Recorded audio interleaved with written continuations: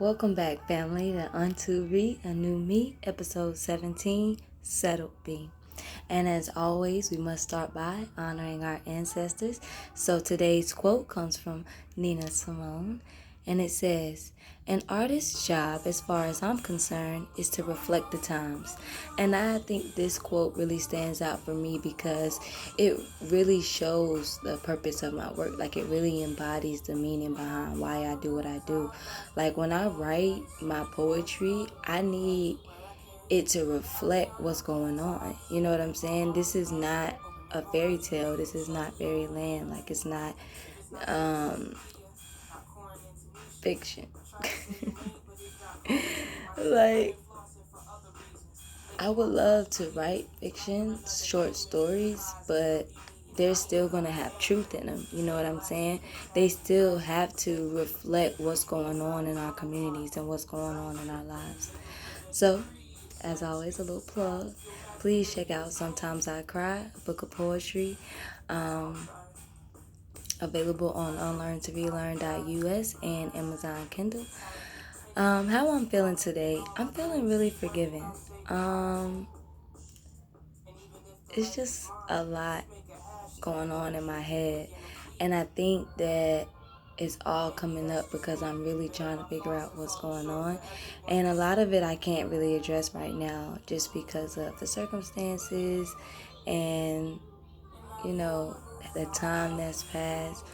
But I think that it's really important to understand that everything in life happens for a reason. You know what I'm saying? And if you made it through it, it wasn't meant to break you. You know what I'm saying? Because you're still standing, you're still here.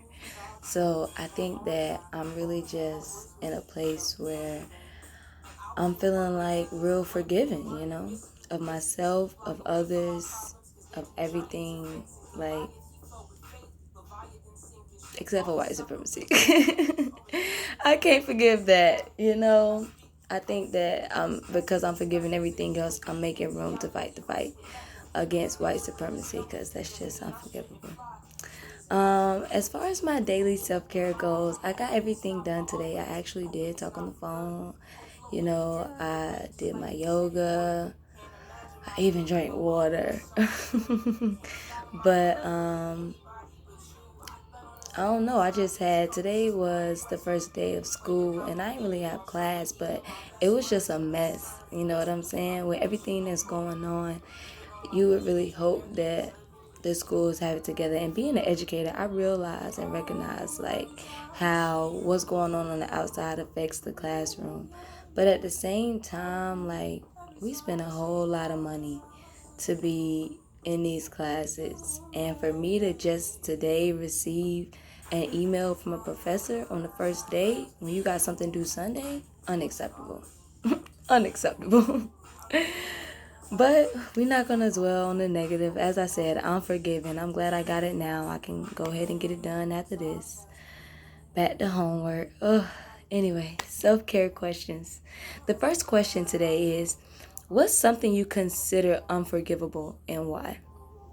And y'all already know how I feel about white supremacy, and I really feel like that's unforgivable because it's a choice. You know what I'm saying? It's not some shit you can't control. It is a decision to oppress people. You know what I'm saying? To put people in a situation where they can only survive. That's all they can think about. Where we're in a constant fucking state of fight or flight. Like, that's unacceptable. I can't. I can't live with it. I can't just accept it. But and there are a lot of other things that I'm not going to really dwell on, but that's really the number one. But I think that everybody should decide for themselves what's their thing that's unforgivable, because a lot of times we don't recognize how holding on to that anger and that resentment for something that we haven't forgiven causes our body so much pain. Like, that weight that we're holding on to really does like affect you physically. So if it's forgivable, forgive it and let it go. If it's unforgivable, deal with it. That's really where I'm at. So ask yourself that question and really figure out what it is. You know what I'm saying? The next thing is, how often do you forgive and why? And I think this question is important because one of the cards in the Sacred Obi card was forgiveness, and I got that one a lot. And one of the things that it said was the earth and the universe is so forgiving of us. Like all the damage that we're doing, all the plastic, all the mask in the ocean, and we still alive. They ain't erupted no volcanoes. They ain't shook no stuff, you know what I'm saying, to the point where we're all gone, like dinosaurs supposedly, you know what I'm saying? We still here. So if the earth can be so forgiving, why can't we? So I really think that's where that question comes from, and just recognizing that a lot of things that we hold anger about is not that serious, especially like dealing with kids. Like today, there's being the first day of school for some parents. I know it was hard, and shout out to y'all for holding it down. Like, we really have nobody but y'all.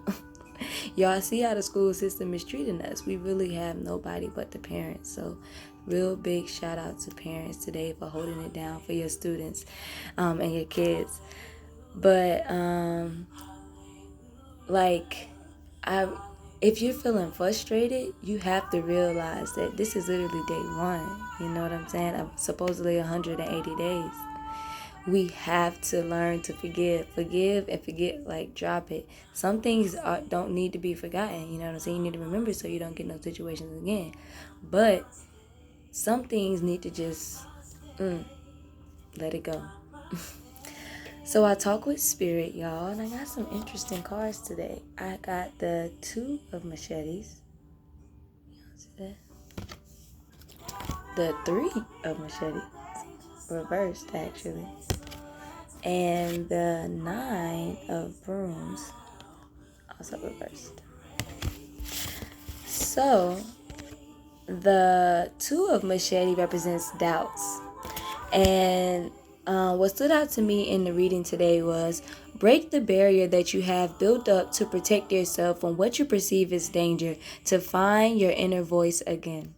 So I think that that's super interesting because something that I've been thinking about is how people put up walls around their heart. Then people, how we say we put up walls around our heart to stop our hearts from being broken again. And I just thought that that was interesting to get this card when I've been really thinking lately about all the times I have stopped myself from making a friend or going on a date or just being open to conversation in fear of, things that happen regularly. You know what I'm saying? It's like the things that I'm afraid of are real things. They happen in real life often, but it's just like you can't shut yourself down from the whole world just because of the past. You know what I'm saying? You still have to experience joy. You still have to search for fulfillment. And you still have to thrive. Like, you can't hold yourself back like that. So I think that was a real interesting card. This card actually represents the blindfold. It represents being confused and missing relevant information that would make the decision that you're trying to make much clearer. And then machetes represent the mind and the intellect in general, right? But here is saying that she needs to use her mind and her heart.